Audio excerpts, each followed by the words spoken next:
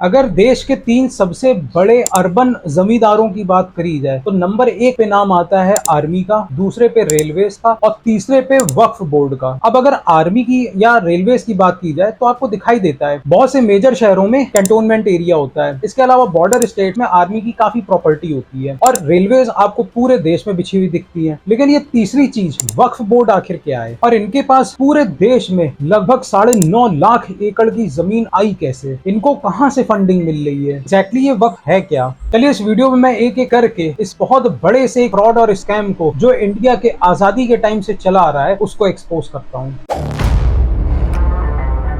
Islamic कानून के हिसाब से अल्लाह के नाम पे जो भी चीज दान दी जाती है, चाहे वो चल संपत्ति हो या अचल हो, जबरन कब्जे की जमीन, पाकिस्तानियों की जमीन या जो लोग बंटवारे के वक्त भारत से पाकिस्तान चले गए उनकी जमीन, सब कुछ शामिल है। देश का बंटवारा 1947 में धर्म के आधार पर हुआ था। मुसलमानों को पाकिस्तान दिया गया जबकि भारत एक सेकुलर स्टेट के रूप में था जहाँ पे हर धर्म के लोगों को समान अधिकार थे। बंटवारे के वक्त जो हिंदू और सिख पाकिस्तान से भारत आए उनकी जमीनें तो पाकिस्तान की सरकार ने ले ली, लेकिन जो मुसलमान भारत छोड़ के पाकिस्तान गए उनकी जमीन भारत सरकार ने नहीं ली, वो वक्फ बोर्ड की प्रॉपर्टी बन गई। 1954 में सरकार ने वक्फ बोर्ड को कानूनी मान्यता दे दी। फिर 1995 में वक्फ बोर्ड एक्ट बनाया गया जिसके तहत टोटल 7 मेंबर्स होंगे, जिसमें से 5 मेंबर होंगे, 1 सर्वेयर होगा, 1 कार्याधिकारी होगा और ये सब के सब मुस्लिम होने चाहिए। वक्फ एक्ट 1995 के सेक्शन 3 के हिसाब से अगर वक्फ की ये ओपिनियन है कि कोई लैंड किसी मुसलमान को बिलोंग करती है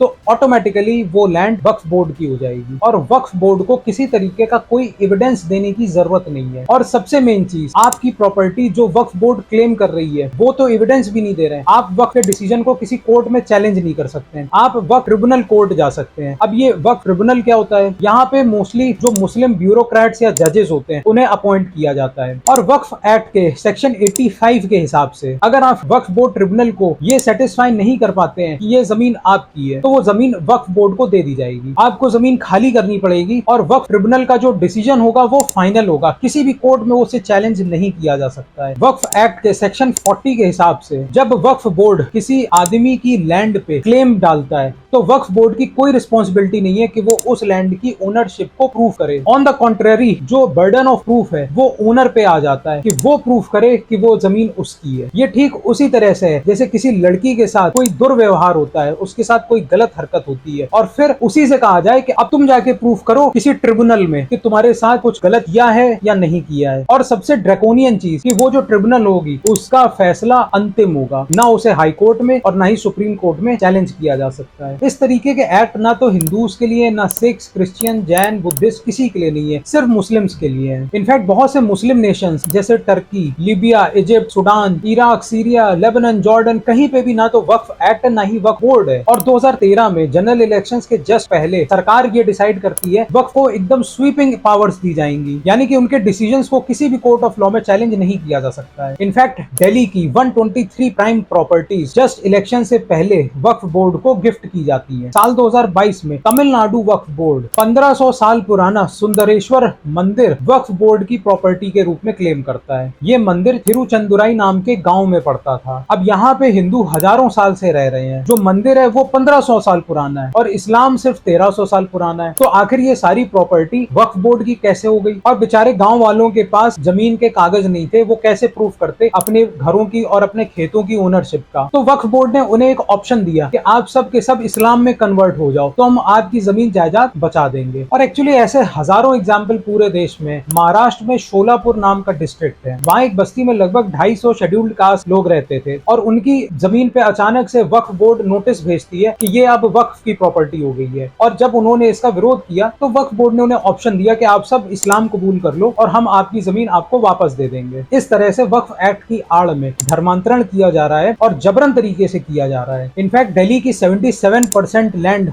वक्फ की जमीन है। Delhi high court, central Vista, CGO complex, Jawaharlal Nehru stadium, parliament, ये सब वक्फ बोर्ड की जमीन पे। इनफैक्ट मुकेश अंबानी का घर एंटिला तक वक्फ बोर्ड की जमीन पे मुंबई में बना है। इस्लामिक कानूनों के हिसाब से once a waqf land always a waqf land. तो कोई बड़ी चीज नहीं होगी कि आगे चल के जब इन लोगों की शक्ति ज्यादा होगी या इनके फेवर की सरकार होगी तब इन सभी ऑफिसेज को या इवन अंबानी के घर को एक इंक्रोचमेंट के रूप में देखा जाए और इसे दोबारा रिक्लेम करने की कोशिश की की जाए, क्योंकि वक्फ लैंड को ना तो गिफ्ट किया जा सकता है, ना इनहेरिट कर सकते हैं और ना ही बेच सकते हैं, क्योंकि ये सारी जमीन अल्लाह की जमीन हो जाती है। The more you sweat in peace the less you bleed in war. आज जब शांति का माहौल है और एक नेशनलिस्ट गवर्नमेंट सेंटर पे बैठी हुई है, तो ये हमारा फर्ज बनता है कि उस गवर्नमेंट पे प्रेशर बनाया जाए और इन सभी ड्रैकोनियन लॉज को खत्म किया जाए। 2009 में जहां वक्फ बोर्ड के पास 4 लाख के आसपास जमीन थी, अचानक से ये जमीन दुगनी हो चुकी है। आखिर कहां से ये पैसा कमाया जा रहा है और किस तरीके से धीरे धीरे करके ये भू माफिया पूरे देश में कब्जा करता चला जा रहा है, एक के बाद एक, जिसे सलामी स्लाइसिंग की टेक्निक कहते हैं। और दुर्भाग्य ऐसा है कि देश का मेन स्ट्रीम मीडिया इसको कभी कवर तक नहीं करता है। भारत में वक्फ जमीन का इतिहास तुगलकों के जमाने से चला आ रहा है। फिरोज शाह तुगलक के जमाने में क्लियर डिस्टिंक्शन आ गया था वक्फ प्रॉपर्टी का, जहाँ पे मस्जिद, मदरसे, कब्रिस्तान, सराय, शिफा खाने, इस तरीके से तमाम प्रॉपर्टीज थी जो वक्फ बोर्ड के अंडर में आती थी। और मुगल साम्राज्य के टाइम पे इन सभी वक्फ प्रॉपर्टीज को ऑर्गेनाइज करने की कोशिश की गई। इनफैक्ट फिरोज शाह तुगलक ने अपने दौरे हुकूमत में शिफा खाने खोले, वहाँ पे हकीमों को बहाल किया और दवाओं की व्यवस्था की, और एक इस्लामिक रूलर ने जमीनों को वक्फ किया। आगे चल के उसने मदरसा फिरोज शाही खोला, इसको चलाने के लिए वक्फ कायम किया गया और वक्फ की आमदनी से इस मदरसे के छात्रों की देखभाल की जाती थी। मुगल शासक अकबर के जमाने में वक्फ की जमीनों को और ज्यादा सिस्टमैटिक करने की और अच्छे से ऑर्गेनाइज करने की, अलग अलग सिस्टम्स को इन प्लेस करने की कोशिश की गई। अकबर ने वक्फ की जमीनों पे आलीशान इमारतें बनवाई। अंग्रेजों के शासन आने के टाइम पे इस सिस्टम के साथ ज्यादा छेड़छाड़ नहीं की गई और 1810 में वक्फ कानून के इतिहास की शुरुआत होती है। ये पहली बार था जब वक्फ की संपत्ति की निगरानी करने के लिए एक काजी को अपॉइंट किया जाता है। 1810 का कानून सिर्फ बंगाल प्रोविंस के लिए अप्लाई होता था। 1817 में यही कानून मद्रास प्रोविंस में अप्लाई हो गया। इस वक्त तक बोर्ड ऑफ कमिश्नर और बोर्ड ऑफ रेवेन्यू वक्फ संपत्तियों को देख रहे थे, लेकिन 1863 में ये सभी पुराने कानूनों को रद्द कर दिया जाता है और एक्चुअल में एक वक्फ बोर्ड की स्थापना की जाती है। एक ट्रस्ट तैयार होता है और वक्फ बोर्ड की सारी प्रॉपर्टीज उस ट्रस्ट को सौंप दी जाती है। अंग्रेजी सरकार वक्फ बोर्ड की प्रॉपर्टीज की निगरानी करेगी। फिर 1890 में चैरिटेबल एंडाउमेंट एक्ट पास किया जाता है और वक्फ की संपत्तियों को ऑफिशियली ऑन पेपर ट्रस्ट के रूप में मान लिया जाता है। और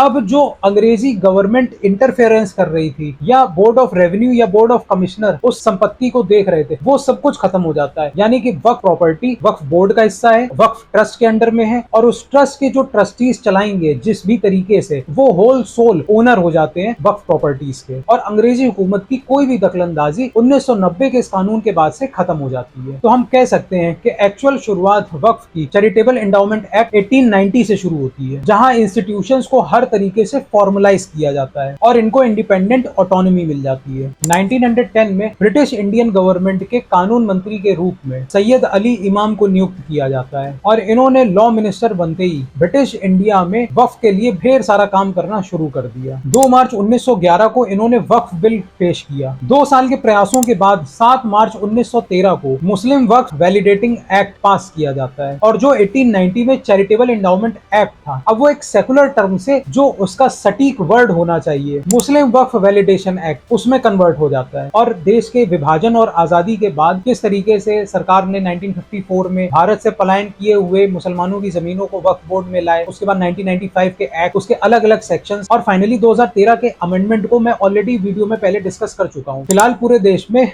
32 वक्फ बोर्ड एग्जिस्ट कर रहे हैं। इसमें शियाओं के अलग वक्फ बोर्ड हैं, सुन्नियों के अलग हैं। प्रेस इंफॉर्मेशन ब्यूरो के आंकड़े के हिसाब से दिसंबर 2022 तक वक्फ की 8,65,000 एकड़ जमीन है पूरे देश में और इसको मैनेज करती है वक्फ assets management system of India. अब इस 8.5 लाख जमीन में सबसे ज्यादा कब्रिस्तान है, फॉलोड बाय एग्रीकल्चर लैंड, मस्जिदें एंड शॉप्स, जिसको आप इस ग्राफ में पाउज करके देख सकते हैं। देश के सभी 32 वक्फ बोर्ड केंद्र सरकार के अधीन है। केंद्रीय वक्फ परिषद 1954 की एक्ट के तहत बनाया गया था और फिलहाल इसकी हेड श्रीमती स्मृति ईरानी है, जो माइनॉरिटी अफेयर्स की मिनिस्टर भी है। गुजरात में द्वारका और बेट द्वारका हिंदुओं की मान्यता के अनुसार भगवान कृष्ण ने इस जगह पे राज्य किया था, लेकिन वक्फ बोर्ड ने बेट द्वारका की 2 आइलैंड्स पे भी अपना क्लेम जमा लिया। थैंकफुली कोर्ट ने इस पूरे मामले में इंटरवीन किया और वक्फ ने जो दावा ठोका उसको डिसमिस कर दिया। इनफैक्ट हद तो तब हो गई जब सुन्नी वक्फ बोर्ड ने ताजमहल पे अपना कब्जा कब्जा जमाने की कोशिश करी। इसका जवाब देते हुए archaeological survey of India supreme court पहुंच गया और वहां पे सुप्रीम कोर्ट ने कहा कि वक्फ का मतलब है कि कोई इस्लाम का अनुयायी अपनी प्रॉपर्टी को वक्फ करता है तो वो वक्फ प्रॉपर्टी का हिस्सा बनती है। तो शाहजहां ने भी जब वक्फ किया होगा तो कोई डॉक्यूमेंट होगा, वो डॉक्यूमेंट आप पेश कर दो। और इसके बाद सुन्नी वक्फ बोर्ड को अपने क्लेम से पीछे हटना पड़ा। देखिए, ऑन पेपर तो यही है कि जो बर्डन ऑफ प्रूफ है इस केस में भी आर्कियोलॉजिकल सर्वे ऑफ इंडिया पे था और इनफैक्ट सुप्रीम कोर्ट और हाई कोर्ट के पास भी पावर नहीं थी इंटरवीन करने की। बट समहाउ वक्फ एक्ट 1995 को अभी इन लेटर एंड स्पिरिट फॉलो नहीं किया जा रहा है। अगर फॉलो किया जाता तो इसमें सुप्रीम कोर्ट इंटरवीन नहीं कर सकता था। एक्चुअली इस पूरे मामले में सुप्रीम कोर्ट ने वक्फ एक्ट को वायलेट किया है। टेक्निकली सुप्रीम कोर्ट इंटरवीन नहीं कर सकता है, ये मैटर वक्फ ट्रिब्यूनल जाता और उन्हीं का डिसीजन फाइनल होता। और बर्डन ऑफ प्रूफ कि ताजमहल वक्फ प्रॉपर्टी है या नहीं वो आर्कियोलॉजिकल सर्वे ऑफ इंडिया पे था। बट चलो थैंकफुली बेटर सेंस प्रिवेल्ड और ताजमहल अभी वक्फ प्रॉपर्टी नहीं है। वक्फ बोर्ड के इस लैंड माफिया स्कैम को तो मैंने एक्सपोज कर दिया, लेकिन कोचिंग माफिया के स्कैम और इनके फ्रॉड्स को मैंने एक अलग वीडियो में एक्सपोज किया है, यहाँ पे क्लिक करके देख सकते हैं।